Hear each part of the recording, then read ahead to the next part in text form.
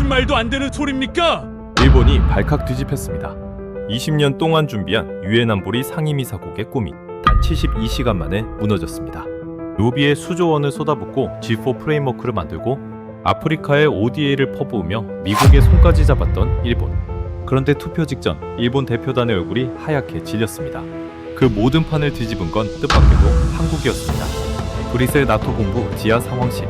총구 앞에서 민간인을 지키려 무릎 꿇은 한국군의 모습이 전 세계를 흔들었습니다. 그리고 72시간 뒤 과연 무슨 일이 벌어졌을까요? 그 전말을 지금 바로 공개합니다. 여러분, 제게 큰 힘이 되는 구독과 좋아요 부탁드립니다. 한국을 응원하신다면 대한민국 화이팅! 이라고 아래 댓글에 남겨주세요. 장군님, 일본이 전화를 또 넣었습니다.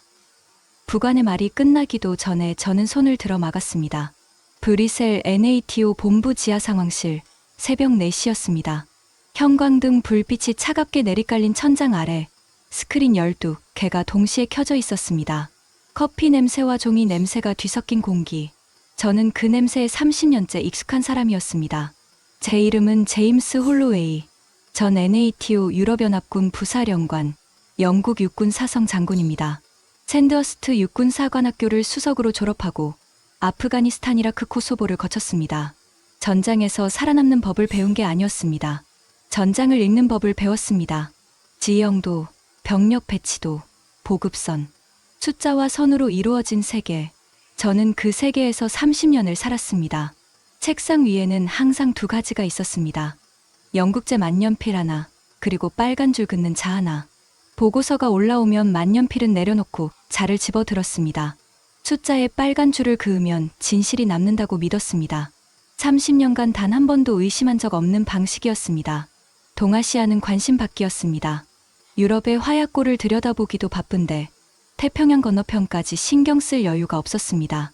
한국, 미국이 3만 명을 주둔시키며 지켜주는 나라. 일본, 그나마 쓸만한 파트너.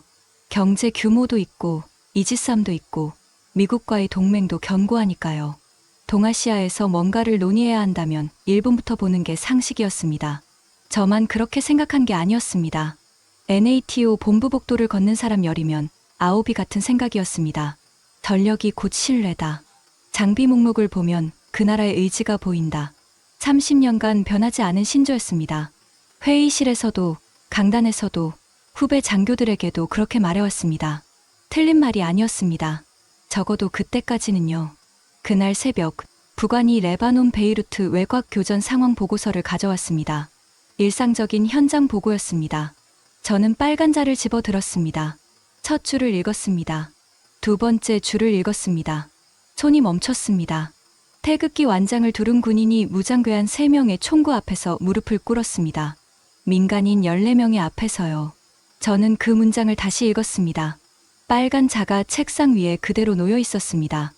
줄을 긋지 않았습니다. 그을 수가 없었습니다. 무릎을 꿇는 군인은 2 종류입니다. 항복하는 군인, 아니면 방패가 되는 군인. 교전 규칙상 먼저 쏠 수 없는 상황. 총구가 자신을 향하고 있는 상황. 그 군인은 물러서지 않았습니다. 민간인 뒤에 서는 대신 민간인 앞에 섰습니다. 무릎을 꿇은 채로요. 30년간 수천 건의 전장 보고서를 읽었습니다. 그런데 이 2줄짜리 문장 앞에서 손이 멈춘 건 처음이었습니다. 저 군인, 소속이 어디입니까? 한국 동명부대 소속입니다. 장군님. 레바논 파병 18년째입니다. 18년. 저는 그 숫자를 되뇌었습니다. 빨간 자를 천천히 내려놓았습니다. 72시간이 시작되고 있었습니다. 그날 오전 10시, 영국 국방부 공문이 도착했습니다. 봉투 겉면에 적힌 등급 표시를 확인하는 순간 북한이 자리를 비켰습니다. 30년간 같이 일한 친구입니다. 이 표시가 붙은 봉투가 오면 자리를 피해야 한다는 걸 몸으로 아는 사람이었습니다. 공문을 펼쳤습니다. 제목을 읽는데 3초가 걸렸습니다. NATO 동아시아 전략 파트너십 핵심국 선정 권고안 72시간 내 제출 요망. 후보국은 2곳이었습니다. 일본과 한국. 저는 그 2 이름을 나란히 읽었습니다. 그리고 솔직히 말하면 속으로 피식 웃었습니다. 후보가 2개라는 건 형식이고 답은 하나라는 뜻이니까요. 상부도 알고 저도 알고 브뤼셀 복도를 걷는 사람이라면 누구나 아는 사실이었습니다. 일본이었습니다. 공문을 책상에 내려놓는데 노크 소리가 들렸습니다. 들어오라고 하기도 전에 문이 열렸습니다. 저는 고개를 들었습니다. 남자가 서 있었습니다. 50대 중반, 키가 크고 어깨가 넓었습니다.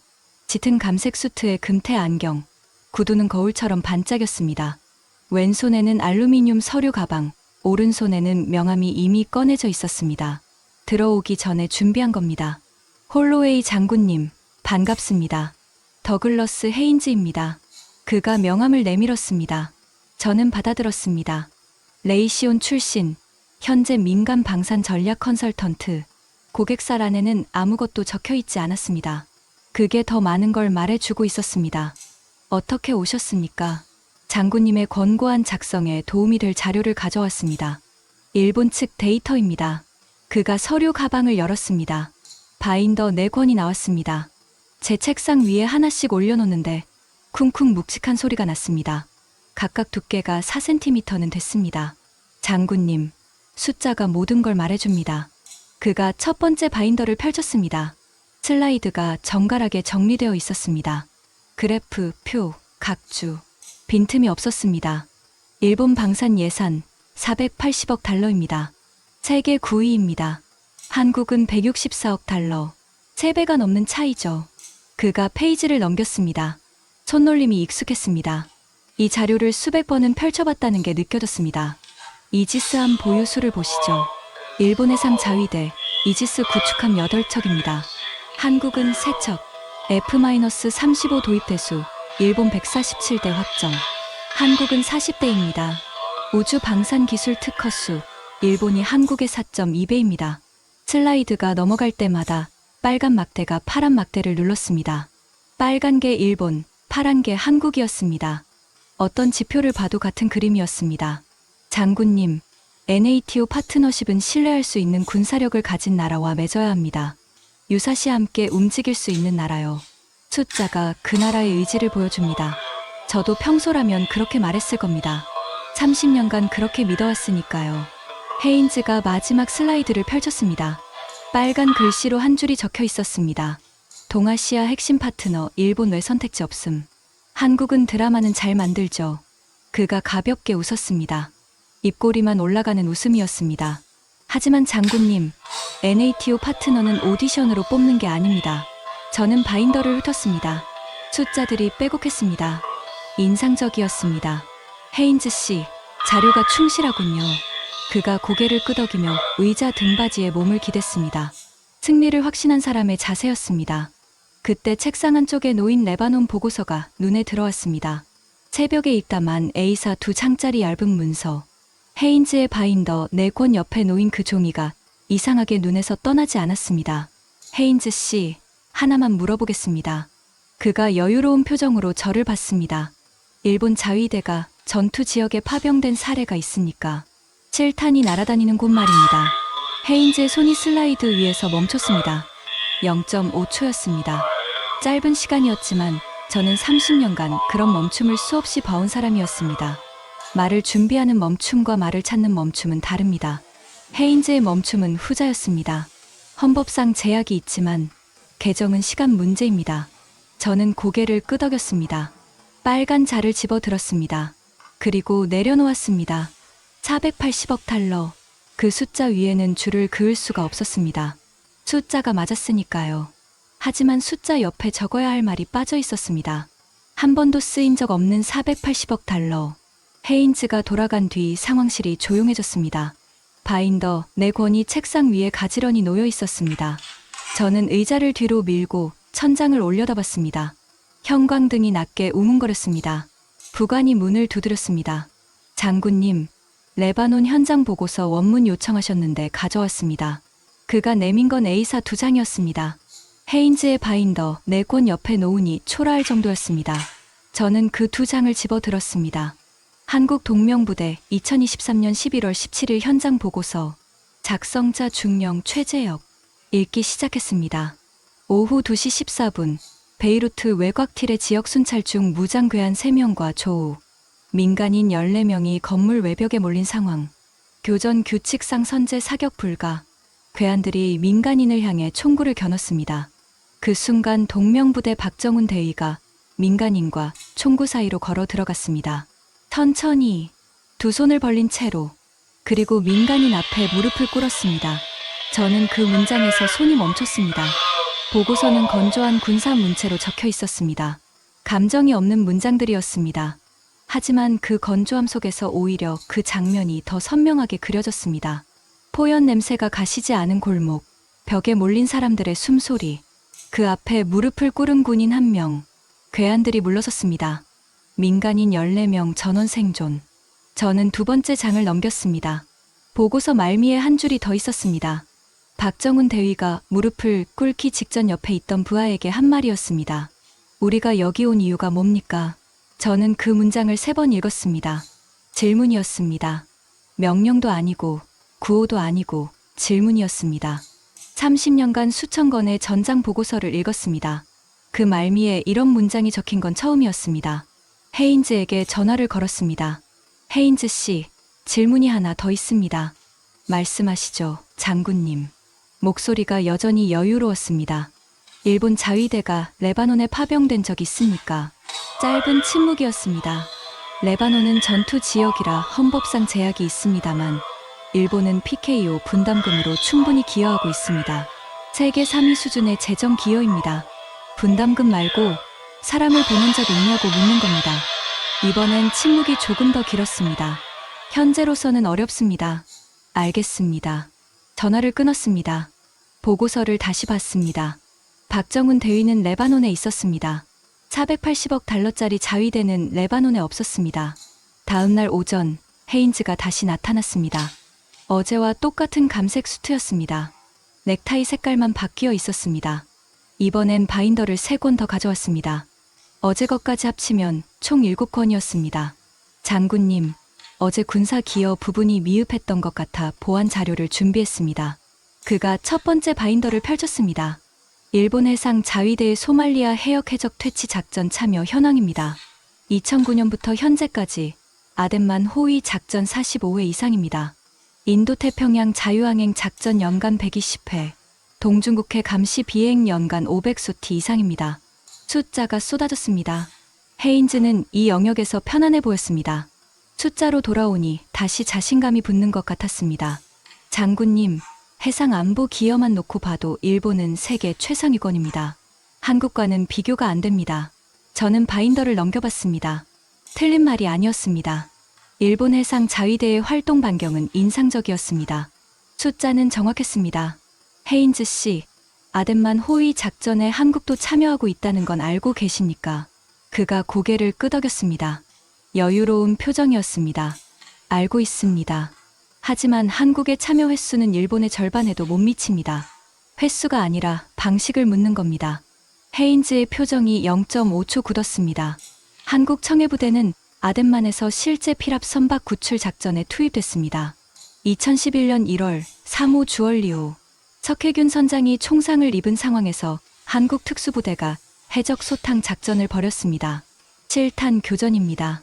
일본 자위대가 아덴만에서 실탄 교전을 벌인 사례가 있으니까 헤인즈가 바인더 페이지를 넘기는 척했습니다. 하지만 손가락이 같은 페이지 모서리를 만지작거리고 있었습니다. 넘길 페이지를 찾지 못하고 있는 거였습니다. 그건 개별 작전의 차이이고 전체적인 기여 규모로 봐야 합니다. 물론입니다. 저는 고개를 끄덕였습니다. 빨간 자를 집어들었습니다. 이번엔 헤인즈의 슬라이드가 아니라 레바논 보고서 위에 올려놓았습니다. 줄을 긋지 않았습니다. 그냥 올려놓기만 했습니다. 아덴만 호위 작전 45회, 인도태평양 자유항행 120회. 숫자는 컸습니다. 하지만 그 숫자 어디에도 실탄이 없었습니다. 총구 앞에 무릎 꿇은 군인이 없었습니다. 헤인즈가 바인더를 덮으며 말했습니다. 장군님, 결국 규모입니다. 규모가 곧 신뢰입니다. 저는 대답하지 않았습니다. 책상 위 레바논 보고서를 봤습니다. A사 2장. 그 위에 놓인 빨간 자. 규모가 곧 신뢰라면 이 2장짜리 보고서는 아무 무게도 없어야 했습니다. 그런데 왜 자꾸 이 2장으로 눈이 가는 겁니까? 헤인즈가 돌아간 뒤 저는 혼자 상황실에 남았습니다. 바인더 7권이 책상 위에 쌓여 있었습니다. 그 옆에 레바논 보고서 2장. 형광등이 낮게 우문거렸습니다. 커피가 식어가는 냄새가 났습니다. 저는 레바논 보고서를 다시 집어들었습니다. 부관을 불렀습니다. 동명부대 관련 추가 자료 있으면 전부 가져오게. 어느 범위까지입니까, 장군님? 18년치 전부. 부관의 표정이 잠깐 굳었습니다. 이내 고개를 끄덕이고 나갔습니다. 저도 그 표정이 무슨 뜻인지 알았습니다. 18년치면 양이 상당할 거라는 뜻이었습니다. 그래도 가져오라고 했습니다. 1시간 뒤 부관이 돌아왔습니다. 박스 하나를 들고 있었습니다. 2007년부터 현재까지 동명부대 연간 활동 보고서입니다. 총 18권입니다. 저는 박스를 받아 책상 위에 올렸습니다. 헤인즈의 바인더 7권 옆에 박스가 놓였습니다. 헤인즈 것은 두께가 화려했습니다. 동명부대 보고서는 달랐습니다. 군용갱지에 인쇄된 투박한 문서들이었습니다. 표지에 꾸밈이 없었습니다.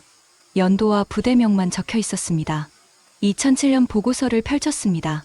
레바논 남부 티레 지역, 첫 파병, 병력 350명, 임무 민간인 보호 및 지역 안정화. 페이지를 넘겼습니다. 도로 복구 공사 현황, 급수 지원 실적, 의료 지원 인원, 숫자들이 단출했습니다. 화려한 그래프도 색깔 슬라이드도 없었습니다. 그냥 했던 일을 적어놓은 기록이었습니다. 2009년 보고서를 펼쳤습니다. 교전 상황 3건. 저는 그 페이지에서 멈췄습니다. 교전 규칙 준수 여부 확인 전원 준수. 민간인 피해 0명. 한국군 부상 2명. 부상 2명. 저는 그 숫자를 한참 들여다봤습니다. 보고서엔 그 2명의 이름이 적혀 있었습니다. 이름이 적혀 있다는 게 이상하게 마음에 걸렸습니다. 레이시온의 슬라이드엔 이름이 없었습니다. 숫자만 있었습니다. 동명부대 보고서엔 숫자 뒤에 이름이 있었습니다. 2013년 보고서를 펼쳤습니다. 레바논 현지 학교 건축 지원 4개소, 식수 공급 시설 3개소, 의료 진료 인원 누계 1만 2천 명. 저는 손가락으로 숫자를 짚었습니다. 1만 2천 명. 레바논 사람 1만 2천 명이 한국 군의관에게 진료를 받았습니다. 총을 들고 온 군인들이 청진기도 들고 왔던 겁니다. 헤인즈에게 전화를 걸었습니다. 헤인즈 씨, 일본 자위대가 레바논에서 현지 주민 의료 지원을 한 실적이 있습니까? 레바논은 전투 지역이라 자위대 파병 자체가 불가합니다. 하지만 일본은 레바논 재건 지원에 ODA로 상당한 기여를 하고 있습니다. 금액으로는 금액이 아니라 사람을 묻는 겁니다. 현지에 직접 간 사람이요. 침묵이었습니다. 현재로서는 어렵습니다. 2번째 같은 대답이었습니다. 저는 전화를 끊었습니다. 2018년 보고서를 펼쳤습니다. 현지 레바논군 합동훈련 실시. 훈련 참가 레바논군 인원 450명. 훈련 내용 지뢰 제거, 민간인 보호, 응급처치. 저는 그 페이지를 2번 읽었습니다. 한국군이 레바논군을 훈련시키고 있었습니다. 총 쏘는 법이 아니었습니다. 지뢰를 제거하는 법, 민간인을 보호하는 법, 다친 사람을 살리는 법을 가르치고 있었습니다. 2023년 보고서를 펼쳤습니다. 11월 17일 교전 상황. 박정훈 대위. 민간인 14명 보호. 이미 읽은 내용이었습니다. 하지만 이번엔 맥락이 달랐습니다. 2007년부터 2023년까지 쌓인 기록들을 읽고 난 뒤에 이 문장을 읽으니 무게가 달랐습니다. 박정훈 대위는 갑자기 무릎을 꿇은 게 아니었습니다. 18년간 이 땅에서 쌓인 무언가가 그 군인의 무릎을 그 자리에 꿇게 한 거였습니다. 저는 보고서를 덮었습니다. 의자에 등을 기댔습니다. 헤인즈의 바인더를 다시 봤습니다. 7권. 두께 4cm씩. 색깔 그래프, 정밀한 각주, 빨간 글씨 결론. 공들인 흔적이 역력했습니다. 동명부대 보고서를 봤습니다. 18권. 갱지에 인쇄된 투박한 문서들. 꾸밈이 없었습니다. 자랑이 없었습니다. 그냥 했던 일을 연도별로 쌓아놓은 기록이었습니다. 2가지가 책상 위에 나란히 놓여 있었습니다. 하나는 자격을 주장하는 문서였습니다. 다른 하나는 행동을 기록한 문서였습니다. 저는 빨간 자를 집어들었습니다. 헤인즈의 바인더를 펼쳤습니다. 480억 달러라는 숫자 위에 자를 올렸습니다. 그리고 멈췄습니다. 줄을 그을 수가 없었습니다. 숫자가 틀린 게 아니었습니다. 숫자는 맞았습니다. 하지만 숫자가 말해주지 못하는 게 있었습니다. 18년간 레바논에서 쌓인 것들. 이름이 적힌 부상자 명단. 1만 2천 명의 진료 기록. 총구 앞에 무릎 꿇은 군인 1명. 그건 슬라이드에 넣을 수 있는 종류의 것이 아니었습니다. 저는 빨간 자를 내려놓았습니다. 처음으로 자를 쓰지 않은 채로 보고서를 덮었습니다. 30년 만에 처음 있는 일이었습니다. 창밖으로 브뤼셀의 늦은 오후가 기울고 있었습니다. 나토 본부 광장의 가로수가 바람에 흔들렸습니다. 저는 그걸 한참 바라봤습니다. 뭔가 이상했습니다. 아직 인정할 수는 없었습니다. 하지만 분명히 이상했습니다. 480억 달러가 한 번도 무릎을 꿇은 적이 없다는 게. 그날 밤 저는 상황실에 혼자 남았습니다. 부관이 퇴근하면서 문 앞에서 한번 돌아봤습니다. 말은 하지 않았습니다. 30년을 같이 일한 사람입니다. 이 표정이 무슨 뜻인지 아는 사람이었습니다. 오늘은 오래 걸리겠구나 라는 눈빛이었습니다. 문이 닫혔습니다. 저는 책상 위를 정리했습니다. 헤인즈의 바인더 7권을 한쪽으로 밀었습니다. 동명부대 보고서 18권을 다른 쪽에 놓았습니다. 그 사이에 빈 공간을 만들었습니다. 노트북을 켰습니다. 검색창을 열었습니다. 한국 해외 파병 현황. 결과가 쏟아졌습니다. 저는 천천히 읽기 시작했습니다.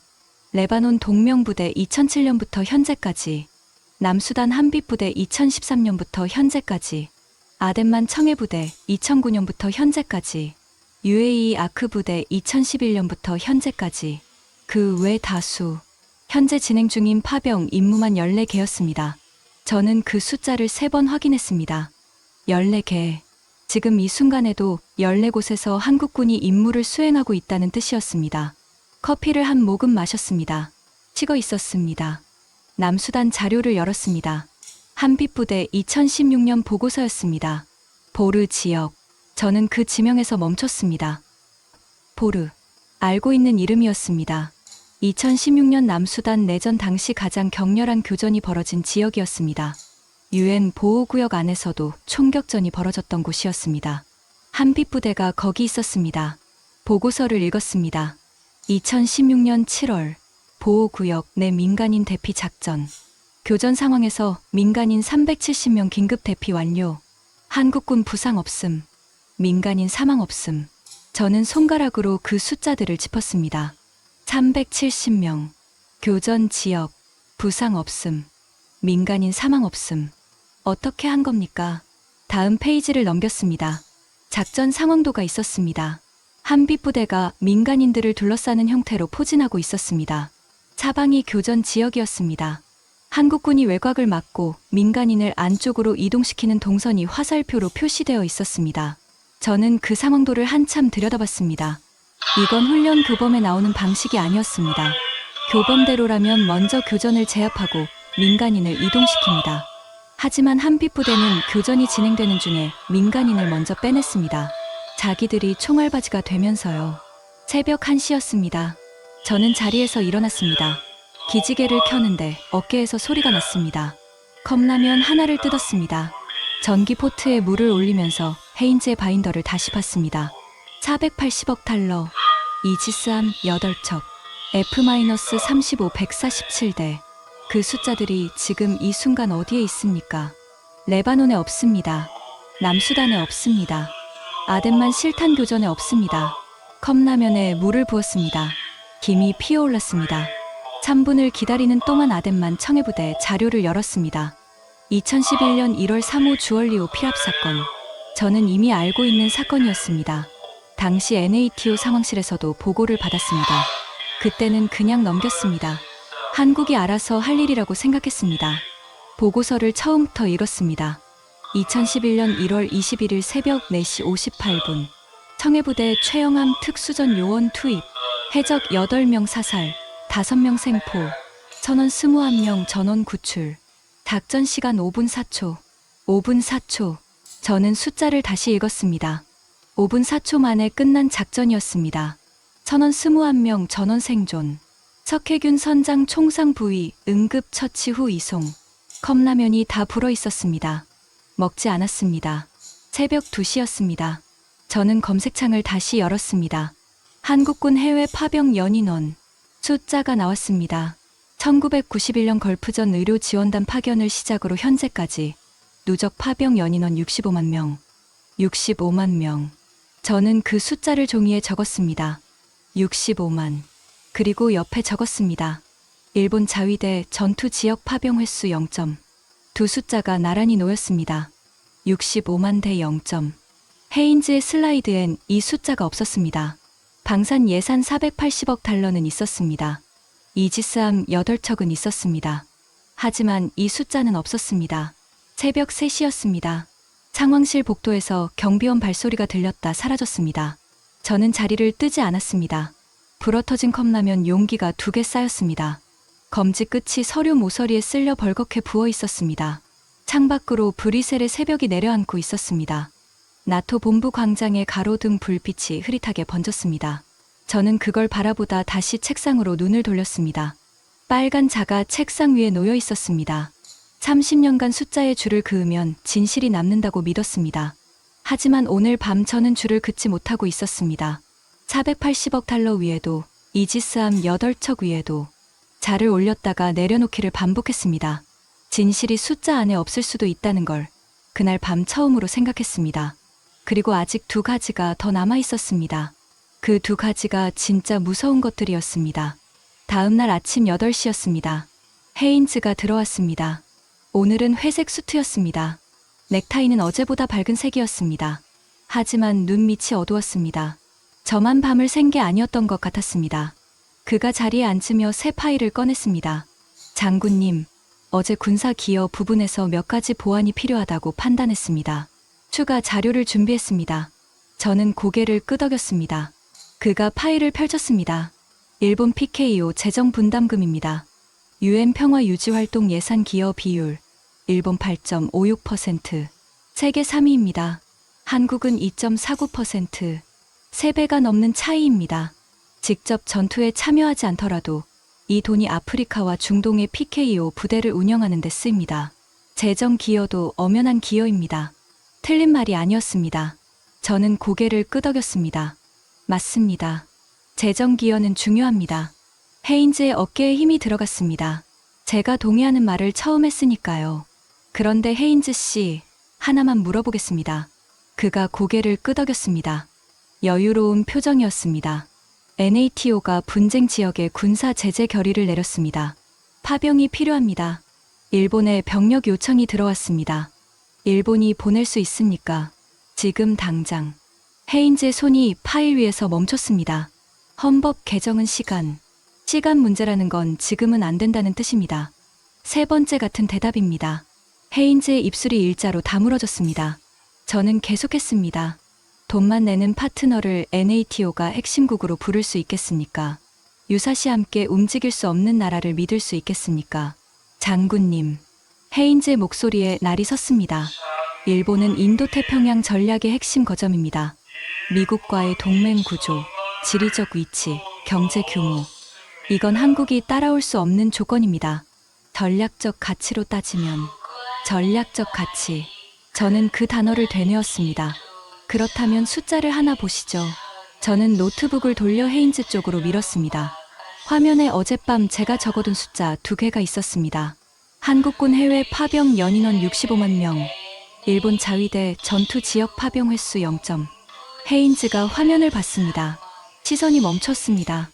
65만 명입니다. 1991년부터 지금까지 한국이 해외에 보낸 군인의 누적 숫자입니다. 그중 상당수가 실탄이 날아다니는 곳에 있었습니다. 레바논, 남수단, 아덴만, 이라크, 아프가니스탄. 지금 이 순간에도 14곳에서 임무를 수행하고 있습니다.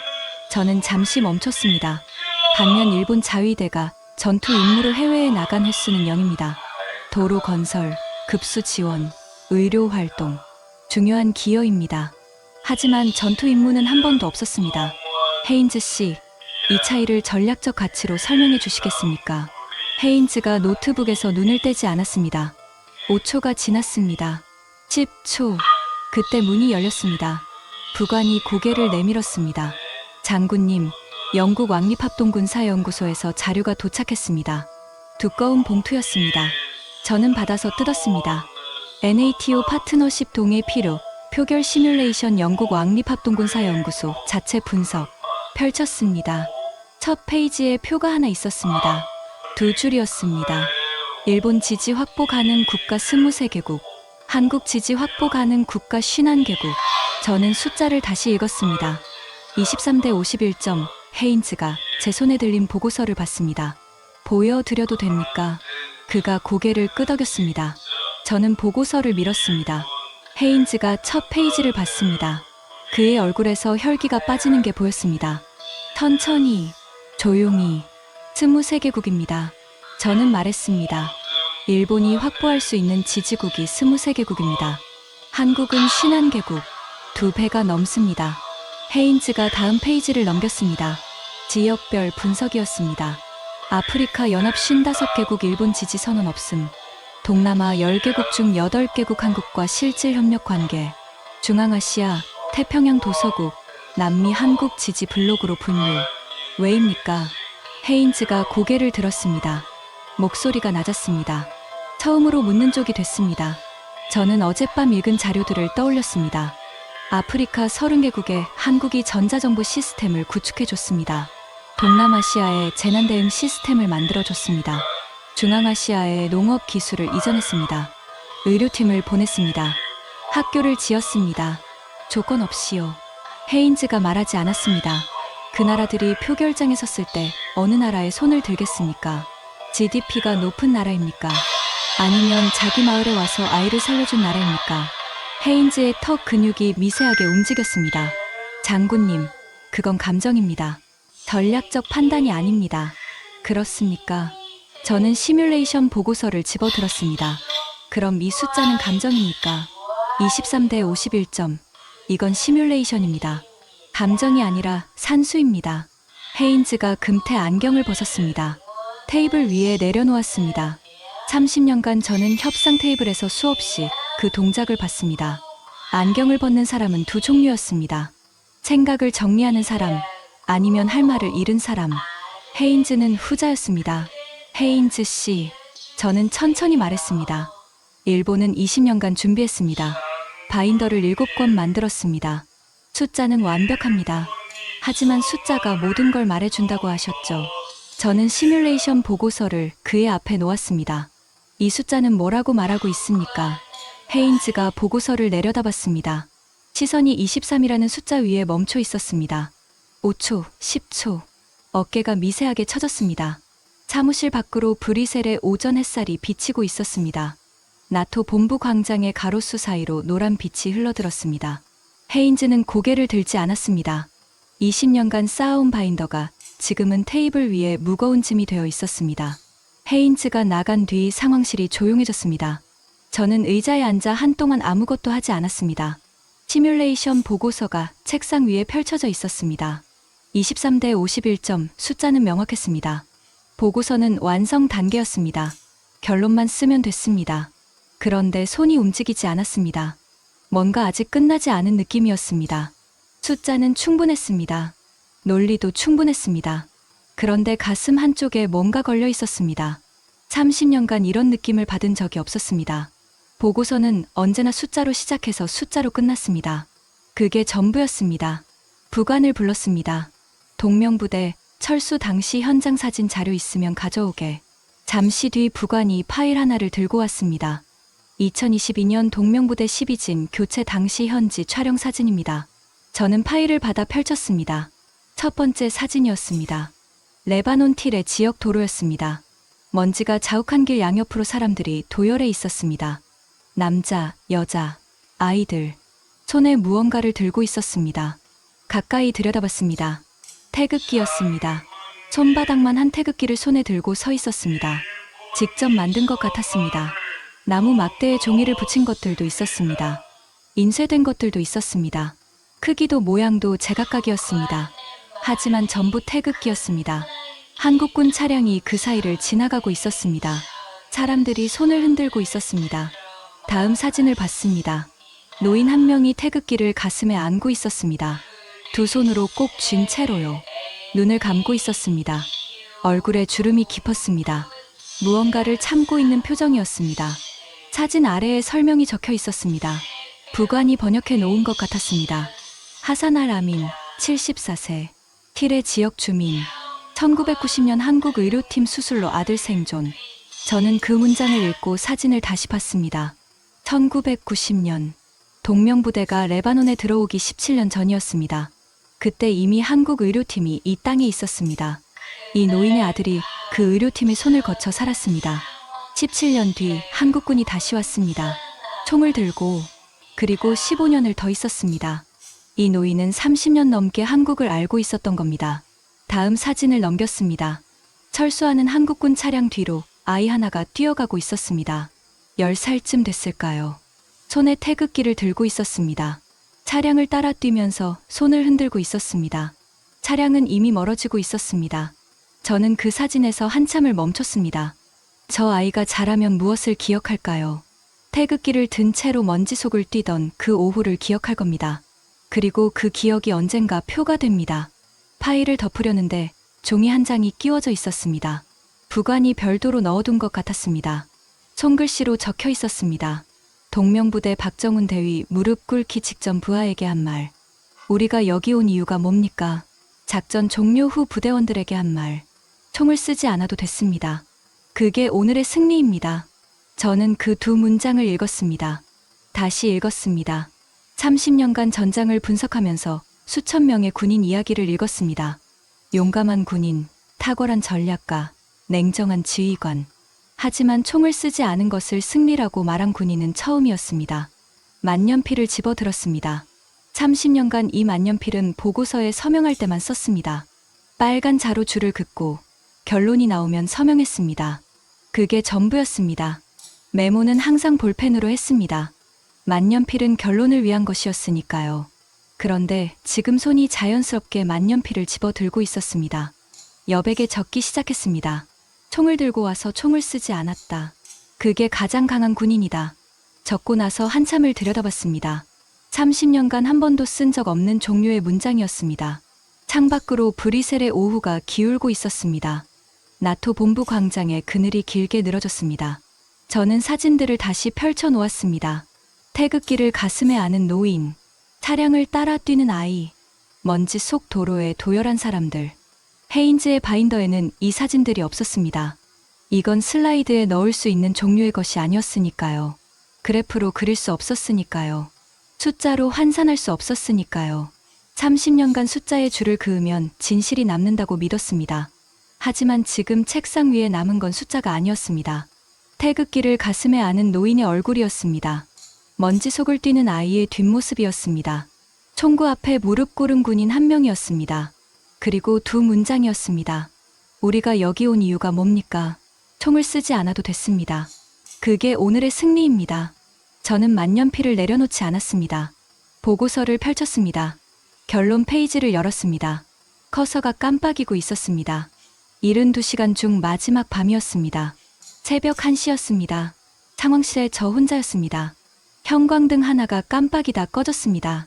교체하지 않았습니다. 어두운 게 오히려 편했습니다. 노트북 화면만 밝게 켜져 있었습니다. 결론 페이지가 비어 있었습니다. 커서가 깜빡이고 있었습니다. 책상 위를 봤습니다. 헤인즈의 바인더 7권, 동명부대 보고서 18권, 시뮬레이션 보고서, 레바논 사진들, 그리고 만년필. 저는 사진을 다시 집어들었습니다. 태극기를 가슴에 안은 노인, 하산 알 아민, 74세. 1990년 한국 의료팀이 그의 아들을 살렸습니다. 17년 뒤 한국군이 다시 왔습니다. 15년을 더 있었습니다. 그리고 떠날 때 이 노인은 태극기를 가슴에 안고 눈을 감았습니다. 30년이었습니다. 이 노인이 한국을 알아온 시간이 30년이었습니다. 저는 노트북 앞으로 돌아왔습니다. 키보드 위에 손을 올렸습니다. 쓰기 시작했습니다. 본 권고안은 NATO 동아시아 전략 파트너십 핵심국으로 대한민국을 최우선 후보로 권고한다. 손가락이 멈추지 않았습니다.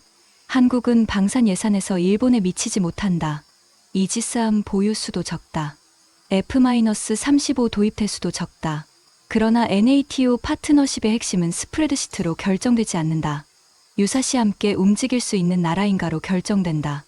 한국은 지금 이 순간 14곳에서 임무를 수행하고 있다. 레바논 18년, 남수단 격전지, 아덴만 실탄 교전, 해외 파병 연인원 65만 명. 이 숫자는 예산안에 없다. 슬라이드에 없다. 하지만 현장에 있다. 일본은 20년간 준비했다. 한국은 30년간 현장에 있었다. 문장을 쓰다 멈췄습니다. 아직 한 줄이 남아 있었습니다. 보고서에 넣을 문장이 아니었습니다.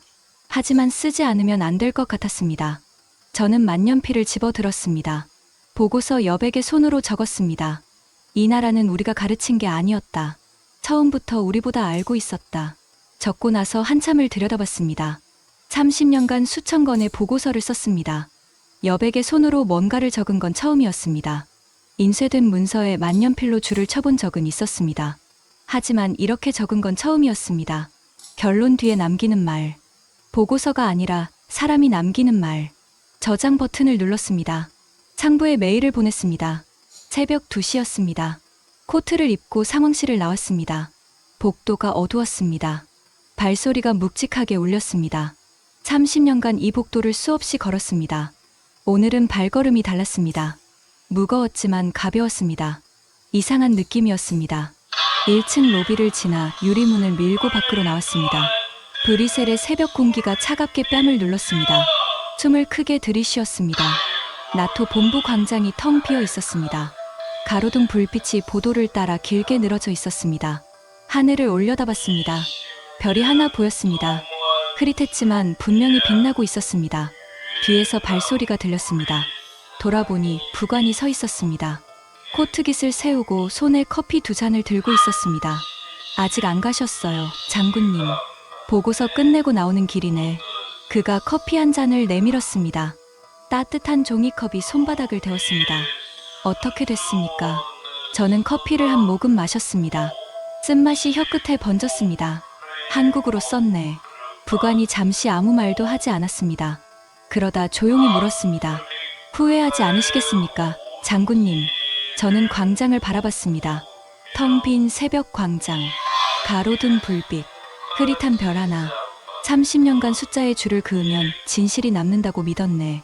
오늘 밤 처음으로 줄을 긋지 못했어. 부관이 고개를 끄덕였습니다. 그럼 맞게 쓰신 겁니다. 우리는 나란히 걷기 시작했습니다. 광장을 가로질러 남쪽으로요. 새벽 거리는 비어 있었습니다. 발소리만 나란히 울렸습니다. 부관이 조용히 말했습니다. 장군님, 저 사실 한국에서 근무한 적 있습니다. 2009년 한미연합훈련 때 연락 장교로요. 그래서 한국군 장교들이 훈련이 끝난 뒤에 뭘 하는지 아십니까? 저는 고개를 저었습니다. 밤새 복기를 합니다. 훈련 내내 뭘 잘못했는지, 어떻게 하면 더 잘할 수 있는지, 새벽까지 회의실에서 토론하는 겁니다. 처음엔 이상하다고 생각했습니다. 훈련이 끝나면 쉬는 게 정상이니까요. 저는 커피를 마셨습니다. 나중에 알았습니다. 그게 한국군의 방식이라는 걸요. 끝난 뒤에도 끝내지 않는 거요. 레바논에서 18년을 버틴 것도, 남수단 격전지에서 민간인을 지킨 것도 전부 그 방식에서 나온 겁니다. 우리는 걸음을 멈췄습니다. 광장 끝이었습니다. 브뤼셀의 새벽이 조금씩 밝아오고 있었습니다. 하늘 끝이 희끄무레하게 물들기 시작했습니다. 저는 코트 주머니에 손을 넣었습니다. 만년필이 손에 닿았습니다. 보고서 여백에 적은 문장이 떠올랐습니다. 이 나라는 우리가 가르친 게 아니었다. 처음부터 우리보다 알고 있었다. 30년간 전장을 분석했습니다. 숫자를 읽고 지도를 보고 병력을 계산했습니다. 강한 나라와 약한 나라를 숫자로 구분했습니다. 그게 전부라고 믿었습니다. 하지만 72시간이었습니다. 72시간 만에 그 30년이 흔들렸습니다. 강한 군인은 총을 많이 가진 군인이 아니었습니다. 총을 쓰지 않아도 되는 상황을 만드는 군인이었습니다. 강한 나라는 예산이 많은 나라가 아니었습니다. 현장에 있는 나라였습니다. 떠날 때 사람들이 태극기를 가슴에 안고 눈을 감는 나라였습니다. 한국은 세계가 보지 않을 때도 거기 있었습니다.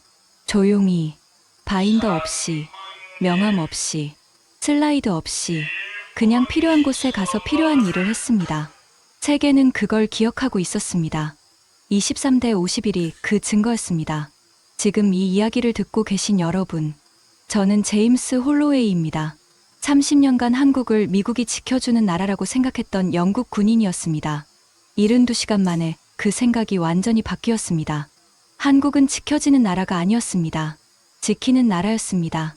레바논을, 남수단을, 아덴만을, 그리고 세계의 신뢰를, 국민이 전장에서 보여준 품격이 나라의 얼굴이 됩니다.